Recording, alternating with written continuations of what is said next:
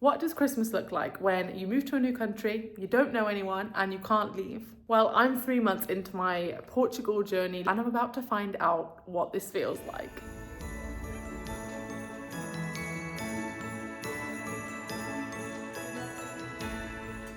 From the emotional roller coaster of being here alone at Christmas, making new friends and celebrating Friendsmas, and trying all of the Portuguese traditional foods for Christmas that I can't even pronounce, I'm going to be talking here today in this video about all of the things that Christmas looks like for me here, and it's not really what I imagined.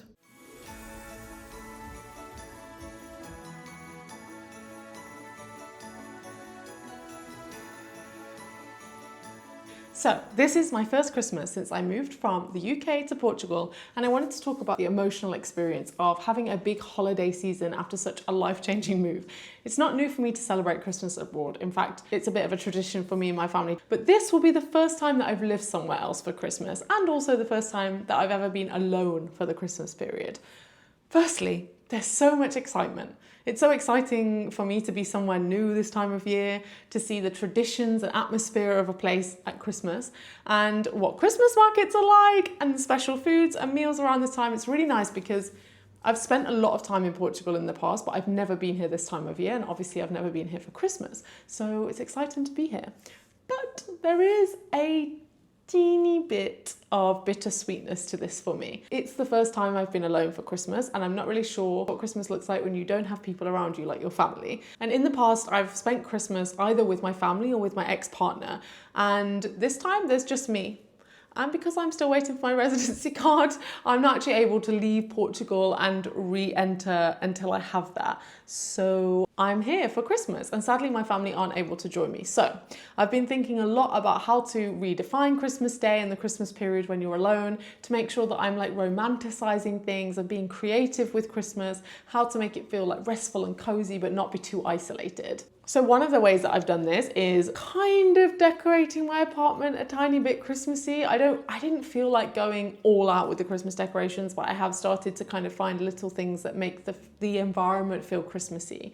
I actually bought a projector, and I absolutely love the atmosphere this creates in the evenings, because the evenings is kind of when I want to feel cozy and it gets a bit colder. This situation of me being here for Christmas has definitely made me a little bit homesick at times, or longing for times when I was in a relationship. I think the winter generally, but especially Christmas time, is such a beautiful, romantic time to be in a relationship. And being very open and honest here, this is the first time I haven't been in a relationship or in a complicated breakup during this time of year for a really long time. So it's definitely bringing up new feelings for me. This time of year also makes me miss the small things about the UK, London specifically. I loved so many parts of London at Christmas just for a small period of time. I miss the Christmas lights in London because they're always excessive. I miss the excessive amounts of mulled wine that you can access, even though I didn't really drink it that much, but part of me really wants it right now. And I miss the kind of city, very big city atmosphere of Christmas too. And even though I hate being cold, I do miss just like one day of very freezing weather where you have to wear all of your layers and you can see your breath fog up the air when you breathe. I do think though you can miss something without actually wanting it, which is the case for both the X and the weather. And I know, I contradict myself. A tiny part of me is longing for a 0-degree snow day, but as somebody who identifies as part lizard, I've always really struggled with the cold weather in the UK since I was really small. For as long as I can remember, I've complained and complained and complained. My poor parents have had to listen to this for their whole entire lives, from like October to May. Every single year in the UK, I'm complaining about being cold. Nothing really seemed to help. So as soon as I was old enough and independent enough, I always spent Christmas abroad, either with my family or with my partner at the time. And that would always be my preference. I feel like I was kind of born to live somewhere warm. So it's amazing here in Portugal, even though it's not like a tropical hot climate, it is a lot milder than the UK so far. Although I don't know what January and February will be like, but we will see. But sometimes right now I will just have like a hoodie on. I'll be fine. I can go for a long walk and it's often sunny.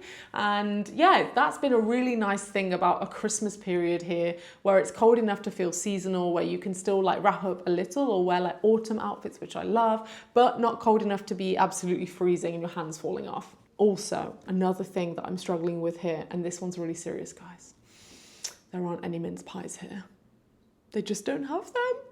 And the withdrawal is so real that I'm in the process of making some, which I will share in this video later. So I don't know yet what Christmas is going to look like for me, especially Christmas Day. Obviously, I'm posting this before Christmas, so this is kind of the Christmas period that I'm talking about. But I plan to make a delicious Christmas dinner for one, spend a lot of the day watching Christmas movies, and maybe go for a Christmas Day run or walk. I would love to go for a run because I kind of like to do a marathon next year, so I think I should probably start training for that. So it wouldn't be a Christmas video if I didn't show you the little Christmas market here in Setúbal, also one in Lisbon that I visited, and sample and review some of the delicious traditional Portuguese foods here around Christmas and give my honest opinion. So the Christmas market here in Setúbal is lovely and cute, and it's really family oriented, which I absolutely love. And the atmosphere is always really jovial without being overcrowded or overstimulating, which I really often find about Christmas markets. They don't have a huge selection of offerings, but a lot of the things that they do have are homemade or artisanal, and I love that. The market in Lisbon is also really, really nice vibes, and this was actually just before me and a friend went to a singles event. Video on my dating journey coming soon. And we were just exploring and trying to find something to eat. I settled for a little cheese sandwich, which I actually really didn't enjoy, but it was probably the nervous energy before we arrived at the bar. And something that's really surprised me about the difference in Christmas generally in Portugal, especially with the markets, but compared to England, specifically London, is how unmaterialistic it feels. This includes the markets. So I don't know that much yet about how they really celebrate Christmas here in Portugal, but from what I've observed and from the way that they decorated the city, the vibes of the Christmas market, everything seems really authentic and real, and the spirit of Christmas feels more alive here to me, as though it's less about materialistic gain and more about creating like a cozy Christmas atmosphere and being with the community. Often when I was living in London, Christmas felt really excessive, and of course that's amazing. It's amazing to witness the lights and all of the overtop Christmas decorations at some of the like high-end stores in Oxford Street, for example. And I love that too. But here, somehow Christmas just feels more real, grounded in gratitude, maybe like peaceful. And I just really like that. I like walking through the Christmas market in the daytime on my way to language lesson or going to the cafe or Pilates and hearing the Christmas songs playing in the streets. And the little train that goes around the city, which is covered in Christmas lights for this time of year. It's very cute. So, like I said, I haven't been in Portugal before for Christmas, so these are all quite new things for me. One of the biggest things was being able to try new food, and I'm going to try them with you now. Okay, so today I am heading to the market and the supermarket to buy some things for tasting what Portugal is like at Christmas, and I'm really excited because I've heard lots of great things about the sweet stuff, especially that they have here that is like Christmas tradition. And I'm gonna go and pick some up, and then I'm gonna try them, and I'm gonna let you know how they are and what I like.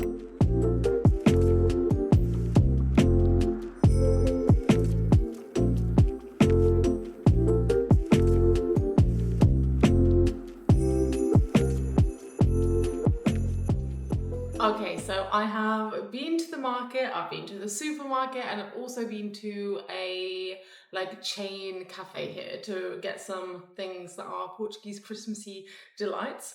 I'm not sure what the quality will be like, but we will see. First of all, I'm gonna make an Earl Grey tea to go with everything, because I actually can't eat anything sweet without a tea, and I know that it's not very Portuguese, but I am gonna have to have one.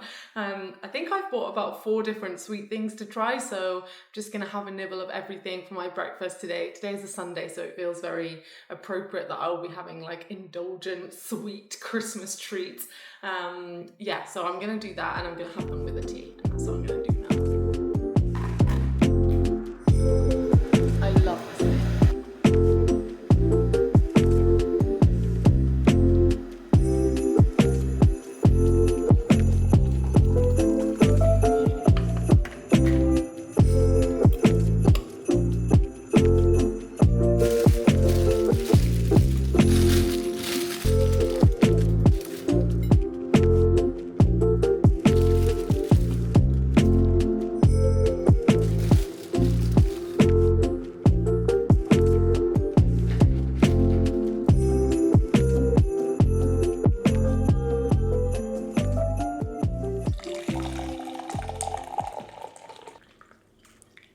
Okay, so the tea is poured, and now we are ready to taste these things. We have 4 different things, 2 of which are very similar, and they are all, I guess, traditional Portuguese sweet things that are eaten around Christmas according to my research. I'm sure there are many more. In fact, I've seen many more in the supermarkets and the shops, but these are the ones that I really wanted to try that either are very iconic here in Portugal or that I thought I would like. I'm kind of sad because I really wanted to get some leitão, which is like a suckling pig, like piglet. And that's a very Christmassy tradition here, or at least I've seen it over the last month or so in the supermarket, but they didn't have any today, so maybe I'll have to do that another time. So here we have these little kind of donut-filled things. They're called sonhos. You can see here, and they smell super good, like a very donutty smell. And then we have the bolo rainha, which I think means cake of queen, like cake of the queen. And this one, it's kind of like a bready consistency, you can see here. And it's got like nuts and almonds and sweet things on top. And then we have the bolo rei, which I think is the king cake. And again, it's got like the sweet candied things inside and some raisins, dried fruit in there as well. And again, like a bready consistency. And then we have this, which is kind of like French toast. They call it rebanadas here. I think that's how you pronounce it. And it is cinnamony deliciousness. And I can't wait to try this one. I think this will be my favorite, but here we go. Let's give them a go.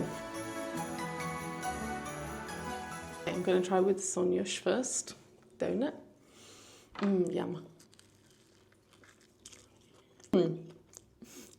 Oh my gosh, different on the inside than I thought. Kind of orangey. Maybe I chose an orange flavoured one. I'm only going to have one bite of everything first because I need to save space so that I can taste everything well. And of course, a sip of Earl Grey for a palate cleanser. Usually I have Earl Grey with milk, but I don't have any right now, so I'm having to go black Earl Grey tea, but it's a really nice one, a loose leaf tea, which I love. Okay, bolo rainha, the queen cake. Okay, smells really good.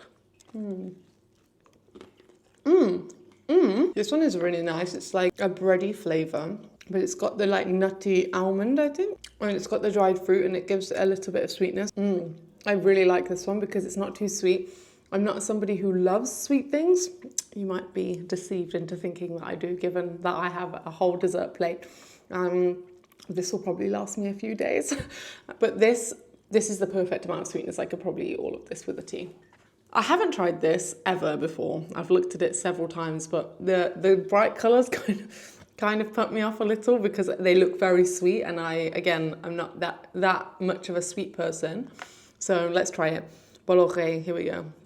I don't really know where to eat, to be honest. It's kind of hard to know. I definitely am trying to avoid this. Now let's just eat this little corner. Shocking. I think I like this better. Okay. A little sweeter, but not sweetness from sugar, sweetness from all of the dried fruit. I feel like perhaps there's some more dried fruit in this one than in the other. And the texture and taste of these actually really reminds me of like hot cross buns that we get in the UK, where it's like that bready, kind of glazed bread, sweet bread texture, but with the currants and that kind of sweetness from fruit. I really like that. That's really good. Yeah. Okay, palate cleanser, sip number 5 of the day. Okay, my favourite one to last. This is the one that I've been really looking forward to trying. This is the rebanadas.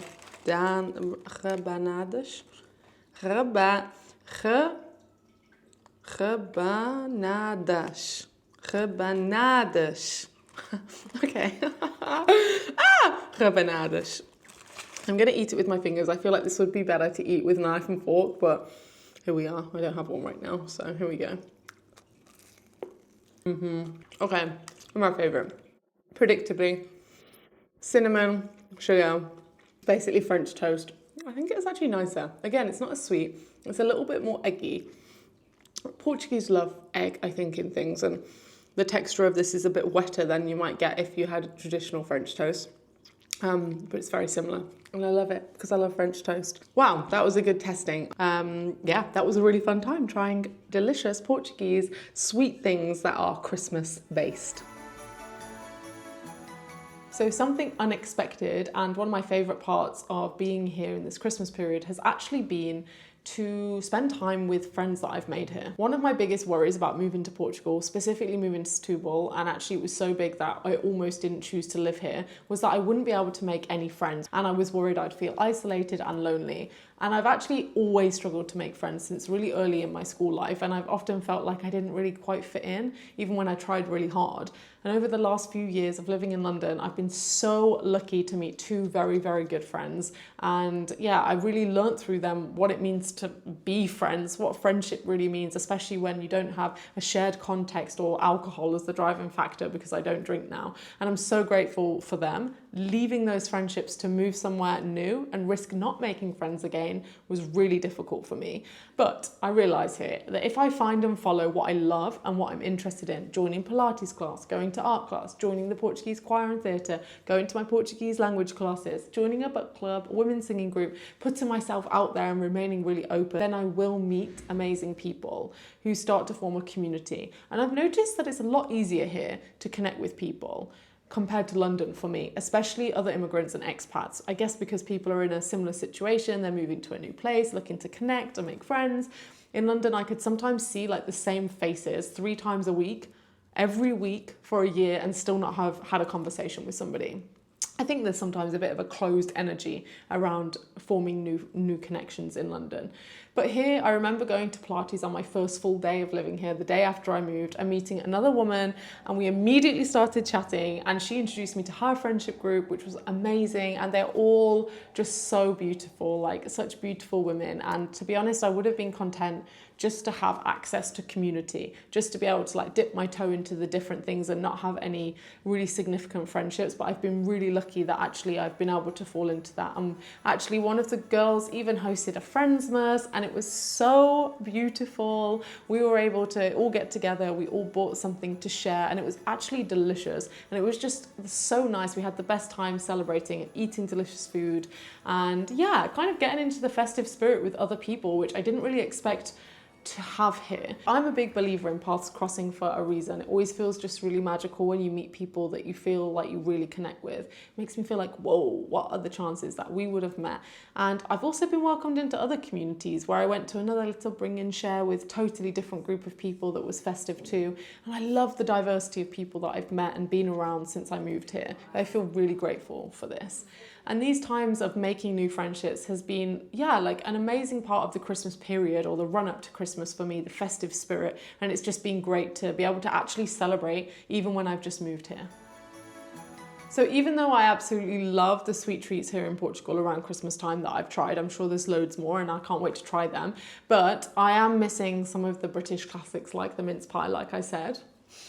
And I know people say that British food is bad, but I really disagree with that. And actually, Christmas time, I really love being in the UK. I love to cook Christmas dinner, and I love all the Christmassy, you know, the little condiments and foods that we have. So I'm looking forward to maybe trying to cook some of those things for Christmas. But one of the main things I wanted to do was make some mince pies, which I've never done before, but I have to because I need to give into this addiction somehow. So I'm going to make them. So I have already been to a big supermarket called Auchan here in Portugal to buy all of the little things that I need to make mince pies, like currants, sultanas, and I was kind of hoping that they might sell candied peel to make the mince pie filling here, but they didn't. So I had to buy loads of oranges and loads of lemons and kind of make it myself. So I've done that, but I realized I don't have a tray to make the mince pies in. So that's where I'm on my way right now, to a little like market shop. One of those shops that just sells absolutely everything under the sun, and they will definitely have like a baking tray that I can use for mince pies. So I'm going to do that. Also, I really have to say that today is such a beautiful sunny day here. It's the middle of December and still so nice and sunny, and I love that. And I'm really looking forward to seeing how long that lasts here. It's really unusual in the UK, especially the temperature. Like, it's very mild here. I'm probably wearing way too many layers right now because I'm feeling kind of hot when I'm in the sun. Yeah, it's really nice. It's nice to be in this sort of weather, even though it's December. So yeah, I'm looking forward to getting back, making some mince pies, and finally curing this craving that I can't seem to get rid of.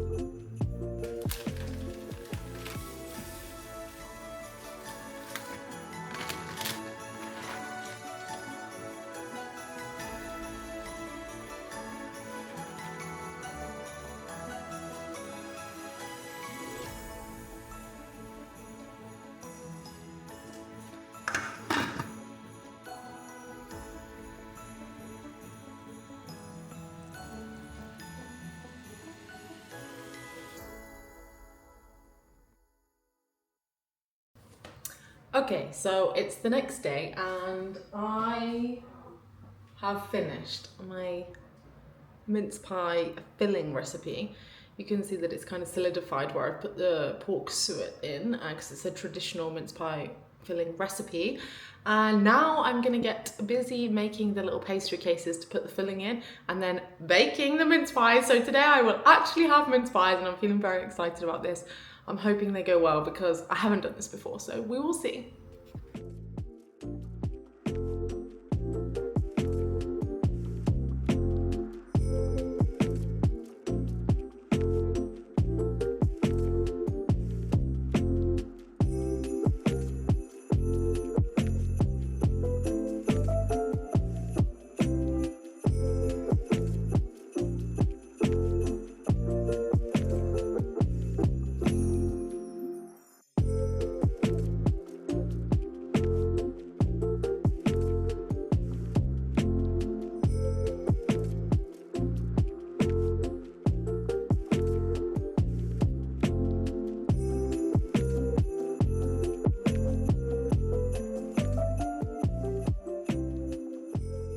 Okay, so I 100% bought the wrong sort of pastry to make the mince pies.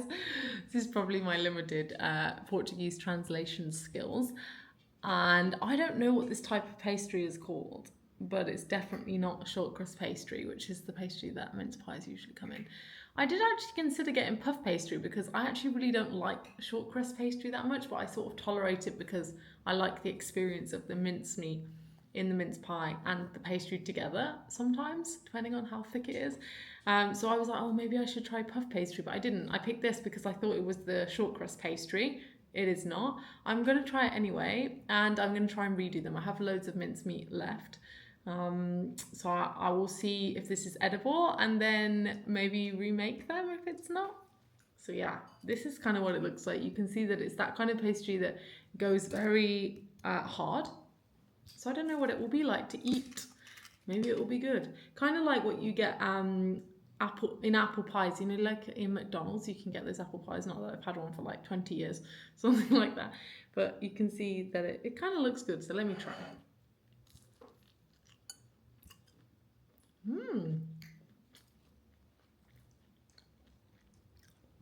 Okay, so the filling is amazing. It tastes like an actual mince pie. I'm actually really shocked. I don't know why I'm shocked. I followed the recipe exactly, but it actually tastes so good, like really, really exactly how I know mince pie filling. Okay, it's not quite right, not quite what I had in mind, but it's definitely scratched the itch of needing a mince pie. And I definitely think I will try them again before Christmas with short crust pastry. Maybe I'll make it myself. It was a really interesting experience to try to recreate this when, number one, there's loads of different types of mince pies and I kind of have one in my mind that's my favorite, but even in the UK, I really struggled to find that exact thing that I want. And sometimes I'll have one and be like, I'm a bit disappointed. So it's very hard to try and create it anyway, especially when I've never done it before. So maybe next year I might have it down and actually be able to make a good mince pie. But this one is like edible and the filling tastes really good, but I definitely still am missing the classic mince pie. Maybe I need to get someone to send me some from the UK for this year until I've nailed it myself. Anyway, that's a little bit of a test and didn't go that well. And then the last thing that I'm doing and how I'm spending my Christmas period has been making little DIY gifts for my family. I think Christmas is a really nice time of year to put thought into creating something, you know, making something that you know that people will love, but also that you've kind of spent time and intention creating rather than just buying something. And again, maybe I'm leaning a little further away from the materialisticness of Christmas and more towards that kind of the intention of Christmas or the intention of the festive spirit, which is to be grateful, to give, to receive, and to be with family and in community. And I think it's a really important part of Christmas to be able to give gifts. So I'm looking forward to doing that too.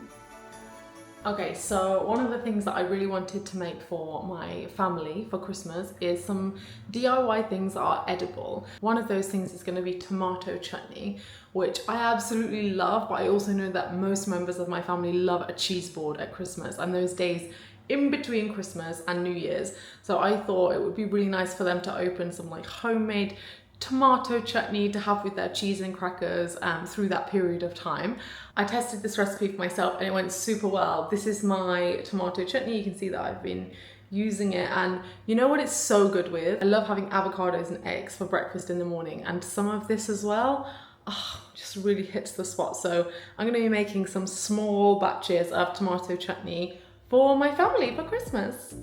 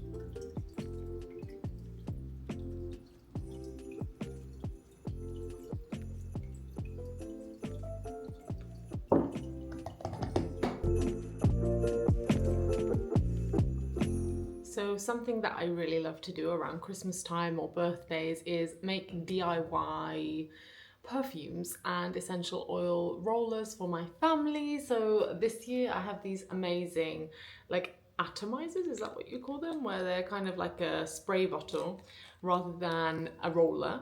Kind of looks like this. And so I'm gonna make each member of my family a different smell, smells that I know that they like, and things that they can kind of just keep around the house, maybe as a scented oil or even as perfume. So I'm gonna get to work doing this now for them.